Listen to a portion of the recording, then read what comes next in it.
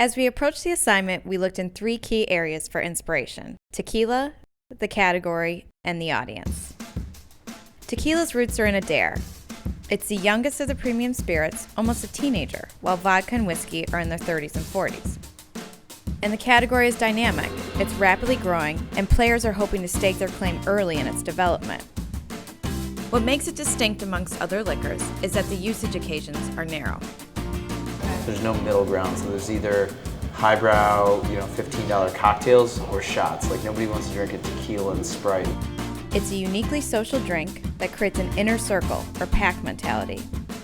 Yeah, you wouldn't buy it in a group when you know you have to buy them for a couple other people you don't really like because they're also there. Yeah, you'd find like the 4 people you do like and get them a shot. Let's have a tequila. It's a charge statement that transforms the moment and builds anticipation. It's more than a drink, it's an activity. The guy who likes to up the ante when we stopped at a beer store decided to get Patron instead of getting a case of Miller Lite like everyone else was.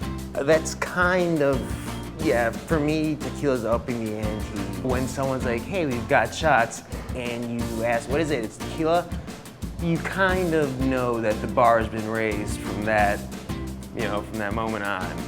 For me, if I order a shot of Patron, I'm not being serious. I'm being over the top, and like ordering a realizing that people are thinking this whole list of things about me for ordering it. But it's all for fun. You're like, let's get shots, and someone's like, okay, and you say, here's some tequila, and someone's like, I don't want to do tequila, and then you have to find someone. I run into this all the time. So it's almost like more of a joke thing, or it's like that point in the night where it's like, okay, nothing good's gonna happen from this point on. Patron legitimized the category as a quality drink, and now everyone is orbiting around them. They're all chasing Patron, with similar imagery and messaging.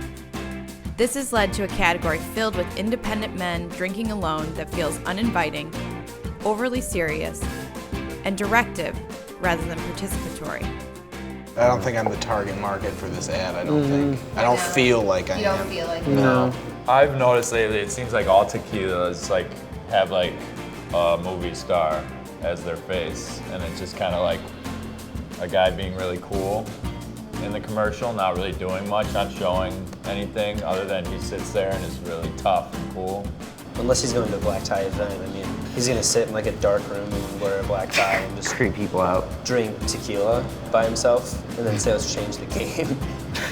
I don't know. It perpetuates the idea that tequila is hard to drink.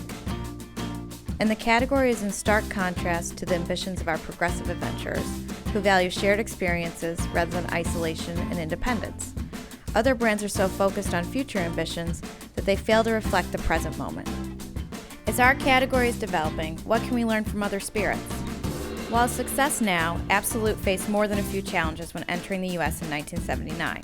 Vodka was perceived as cheap and tasteless, consumed with a mixer so quality wasn't a priority. Stoli was the #1 imported vodka, and its story centered on authenticity. How could they get the US to accept a vodka from Sweden with a bottle that most thought looked like medicine? The answer was to not take themselves too seriously, to challenge, inspire, entertain, and leverage inherent tension points found in culture. When Svedka launched in the US in 2005, they were entering a category where 260 vodka brands had launched over the prior 4 years. They had a limited media budget, and consumer perception was that price equaled quality. How could another vodka brand take on the category and win?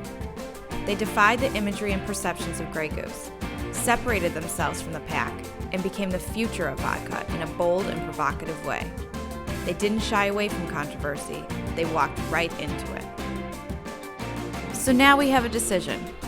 Do we chase the pack and the past, or do we take advantage of the now elevated perceptions of tequila and broaden its appeal?